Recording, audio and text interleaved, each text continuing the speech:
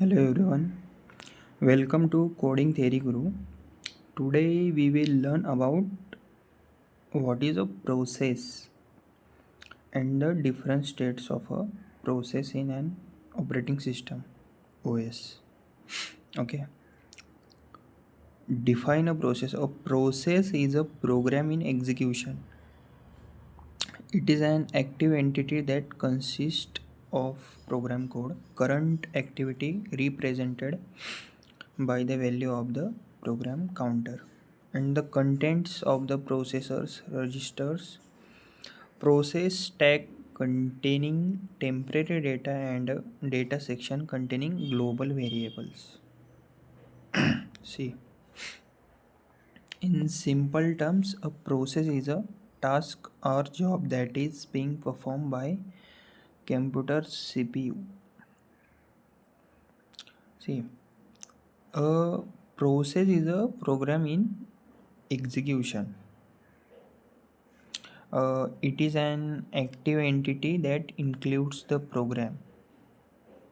code, program code, current activity like program counter, CPU registers, stack, and data. See, simply put, a process is a task or job being performed by the computer's CPU. Okay. Different states of a process. A process can be in one of the following states during its life cycle. New, the process is being created. Ready, the process is loaded into main memory and ready to run but waiting for CPU allocation. Running, the process is currently being executed by the CPU. Waiting block, the process is waiting for some event to occur, example IO completion or a resource. Terminated exit, the process has finished execution and it's being removed from the system. Okay, now let's understand the different states of a process. New. First is new. See, this is when a process is being created. Okay. Second is ready. The process is loaded in memory and ready to execute but waiting for CPU time. Okay. And third is running. Process is currently being executed by the CPU. Fourth is waiting. The process is waiting for some event like input output operation completion.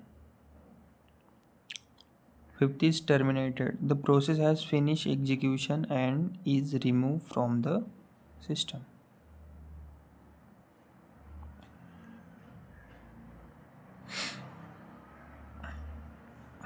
Process state diagram. See, new, then ready, running, IO event, time, waiting, terminated. Explanation of transitions. New, ready. After creation, the process is moved the ready queue, ready and running. Scheduler selects the process for execution. Running, waiting. Process waits for IO or event. Waiting, ready. Event occurs, process becomes ready again. Running, ready. CPU time slice expires. Preemption. Running, terminated. Process finish execution. See, uh, process moves between these states during its lifetime. Okay, when a process is created, it moves from new to ready states. Okay, then the scheduler picks a process from the ready state and moves it to running. Okay, then if the process needs to wait for IO or some event, it moves to waiting state. Okay, after the event completes, it goes back to ready state. Okay, when the process finishes execution work, it moves to terminated state.